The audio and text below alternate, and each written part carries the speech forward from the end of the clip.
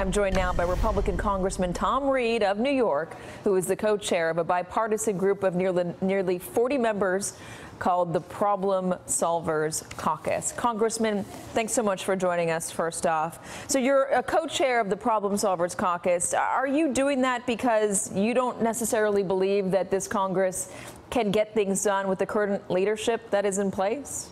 No, we started the Problem Solvers Caucus because I think there's a hunger here amongst members, both on the Democrat and Republican side, that are saying enough is enough. It's time to govern for the American people, and that's what we committed ourselves to in January. And I think what the president did here last week was brilliant.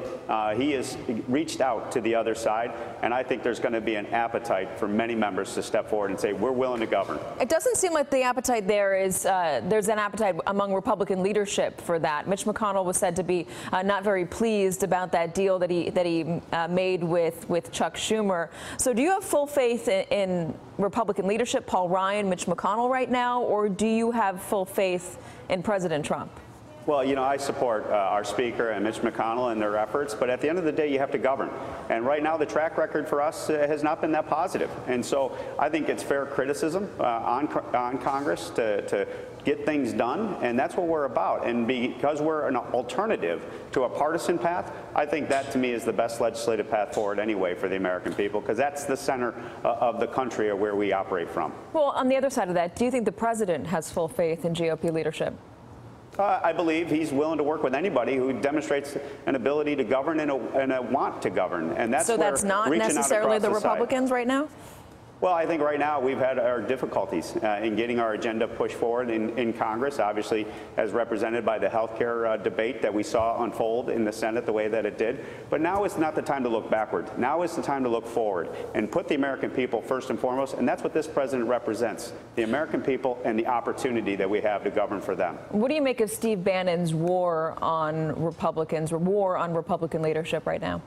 Well, I think you got to take him at his word of what he's trying to engage in and what he's trying to do in regards to that. And those who are in the obstruction mode, who don't want to govern, who can't deliver results for the American people, they're going to have to answer that for their constituents. That's why I want to be a voice for those that are willing, the rise of the governing members, to say enough is enough of this partisan gridlock that has gripped this city. What about this this idea that the Republican establishment is trying to nullify the 2016 election, as Steve Bannon alleges? I wouldn't leave it at the Republican establishment. My 7 years here have demonstrated that the status quo wants to keep the grip on the policies of yesterday. There's a reason why they're the establishment and the status quo on both sides of the aisle. And I think what's going to happen is we're going to see leaders rise up like us on the Problem Solvers Caucus to say enough of that, because it's not working for the people back home. That's who we represent, and that's who we need to govern for. Congressman, do you consider yourself a Republican right now, or more of a Trumpist, for lack of a better word? I'm definitely a proud Republican in regards to the philosophy I represent.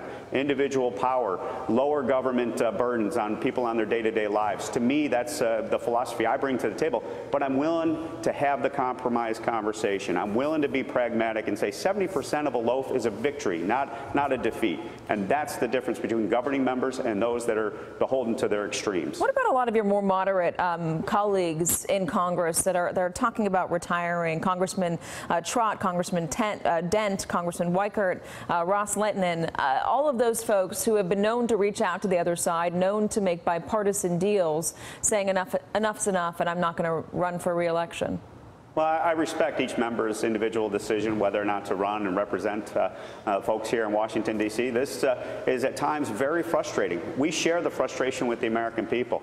But what we have to do is recognize that if we're going to be part of the solution and we're going to stay here, we need to demonstrate leadership and lead and govern for the American people. And that's what we're going to try to do as we go forward. Is the solution to find more hardline conservatives? The Freedom Caucus hasn't been so apt to deal with the other side.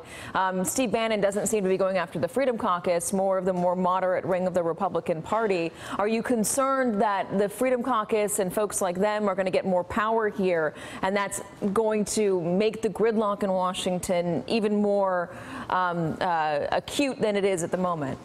Katie, that's a fair point, but it's extremism on both sides of the equation, both on the left and the right, that I'm concerned about. The more we go into our extreme camps, the less that gets done for the American people. And that's why we're going to be a voice to govern and bring people together.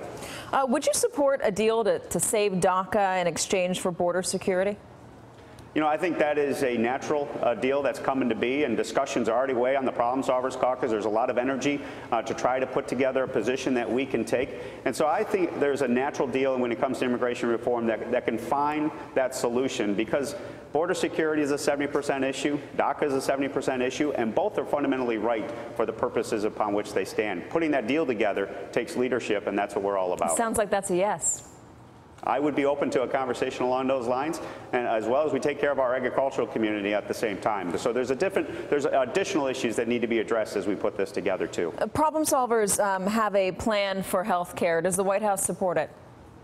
Well, you know, we've been talking with the White House. Most importantly, what we're seeing in the Senate from our efforts as a Problem Solvers Caucus when it comes to stabilizing the individual marketplace. Lamar Alexander and the health committees having hearings as we speak, and I think there is going to be an opportunity there to do a bipartisan solution for the individual marketplace. Not taking on the big issue of health care. We need to continue those conversations to get the health care costs and get those going in the right direction. That's a longer-term conversation, and I think there's a lot of effort and appetite for those types of reforms. Congressman Reed, thank you for coming. Always good to have you on this show, sir. Thanks for having us on, Kate. Hey there, I'm Chris Hayes from MSNBC. Thanks for watching MSNBC on YouTube. If you want to keep up to date with the videos we're putting out, you can click subscribe just below me, or click over on this list to see lots of other great videos.